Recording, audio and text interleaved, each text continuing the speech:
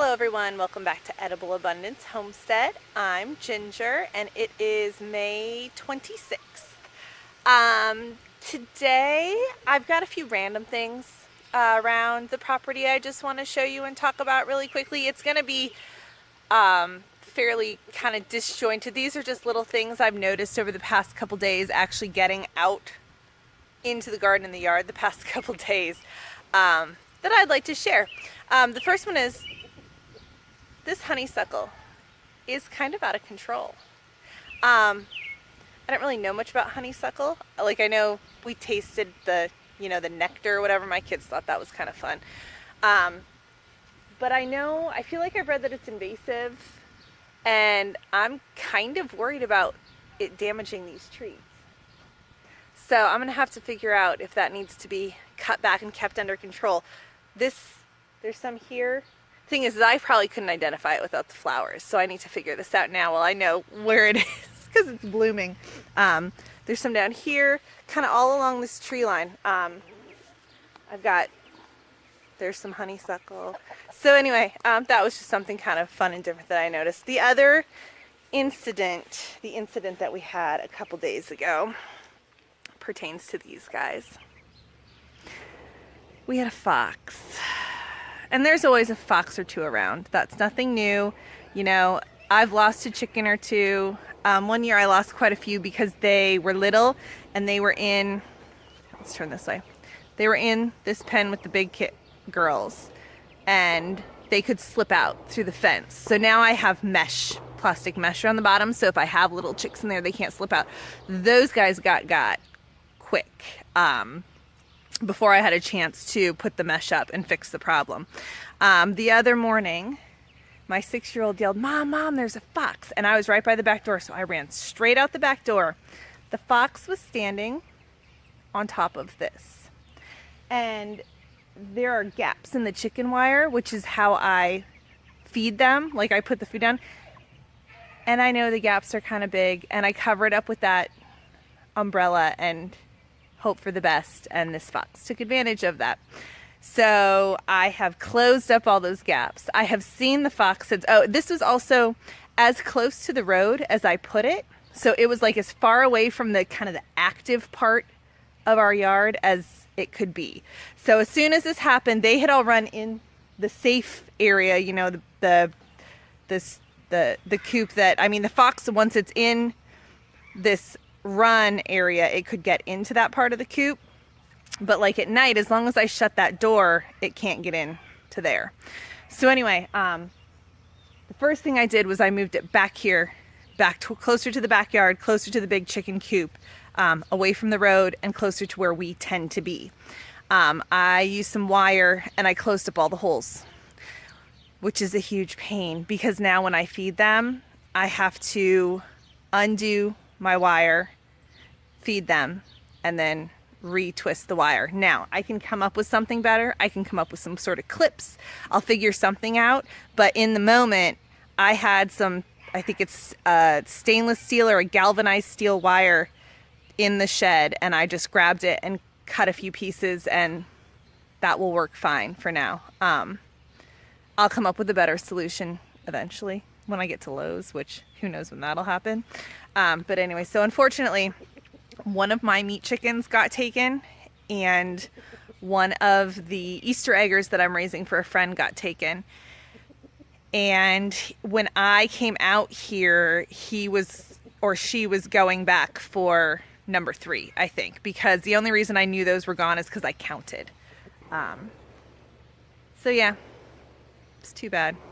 Well, you learn. I learned my lesson. I can't take that shortcut. Lesson learned. So we have to fix that. All right. Up next, I have a few little exciting things to show you.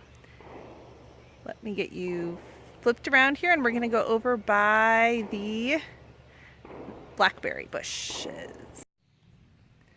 Okay, so it took a little while, but here we are on the panhandle. And I'm not going to show you all the fruit trees because they don't look all that different.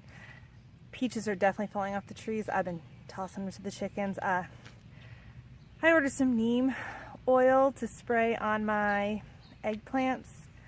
because we have terrible flea beetle problems on our eggplants. And, you know, as I notice other pests, I'm going to try that. In the past, I've always used a homemade cayenne pepper mint garlic spray, but it was only somewhat effective.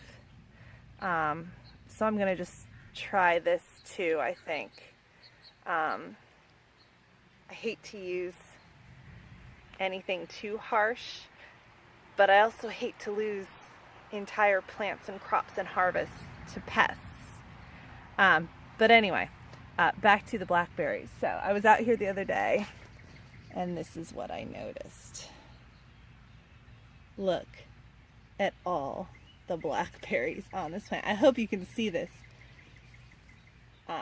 with the sun the way it is. Look at that. Look at that. Look at how beautiful they are. Look at all these blackberries. It's amazing.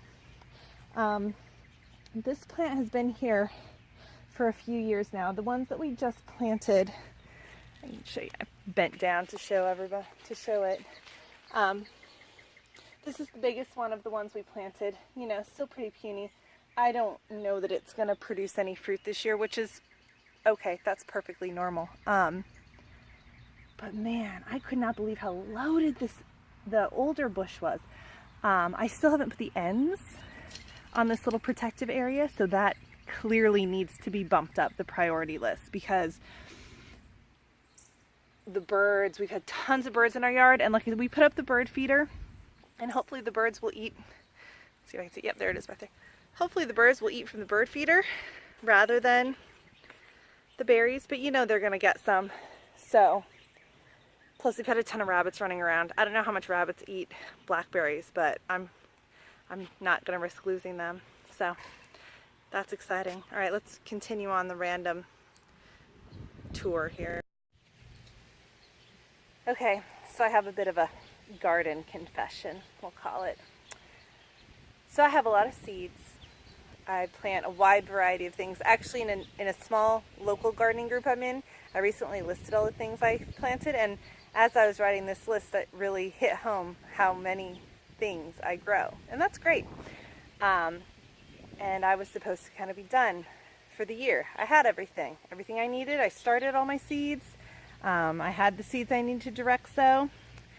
And last night, while I was doing dishes, is when I watch a lot of my YouTube channels, homesteading,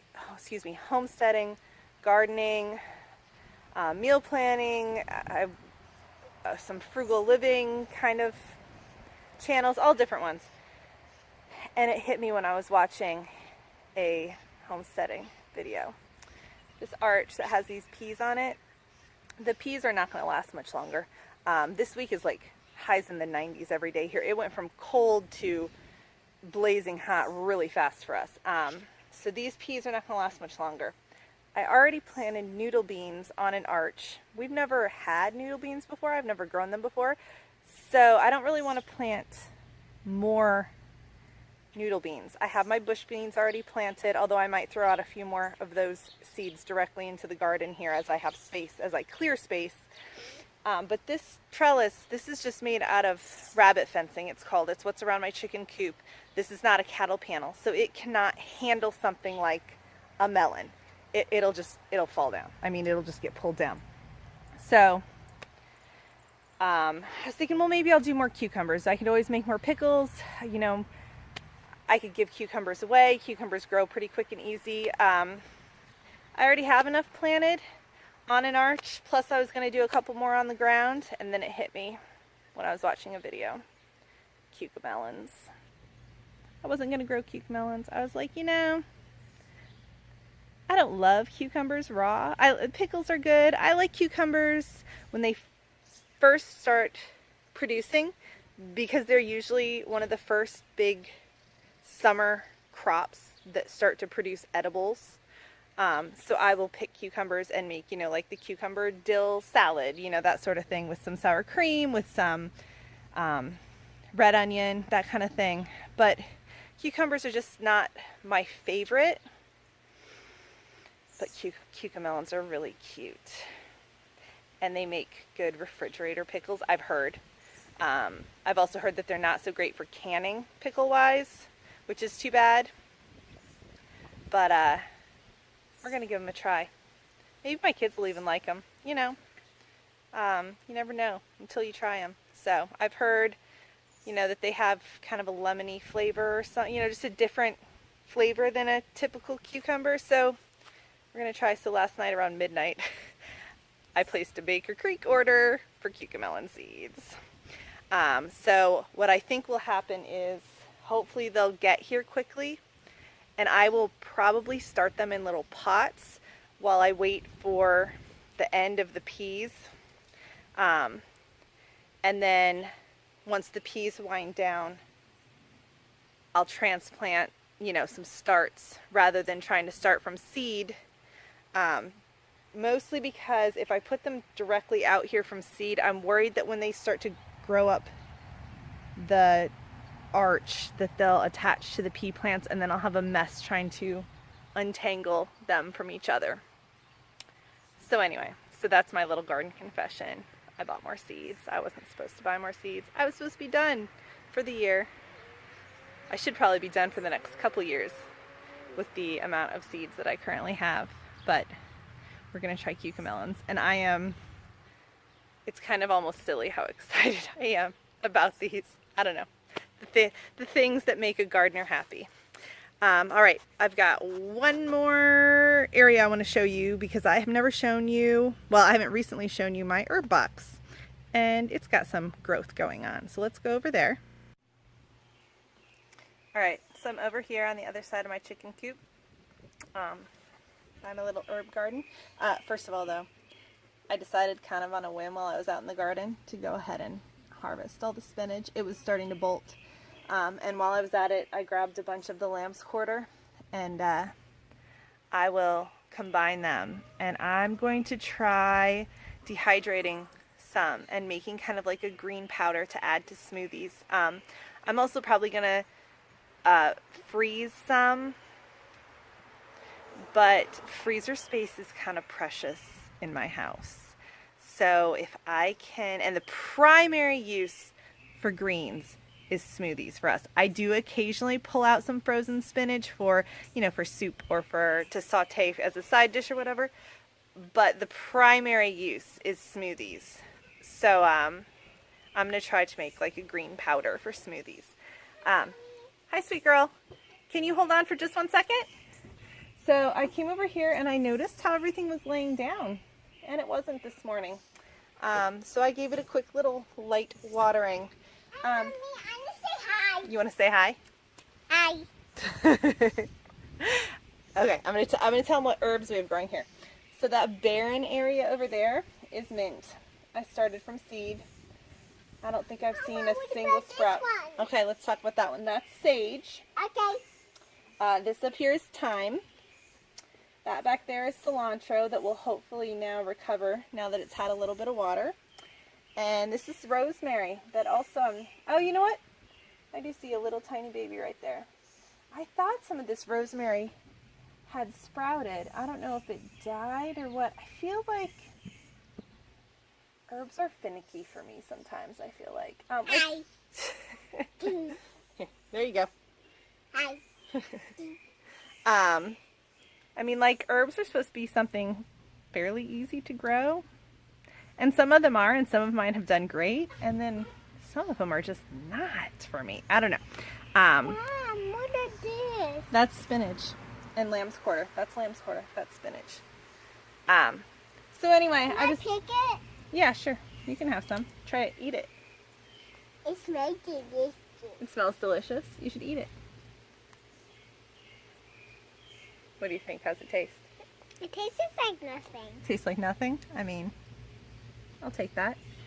All right, I'm going to go in and deal with all this spinach and lamb's quarter that I picked. And maybe feed this little girl a snack. Mama, In addition to the spinach that she's eating. What? How's that one taste?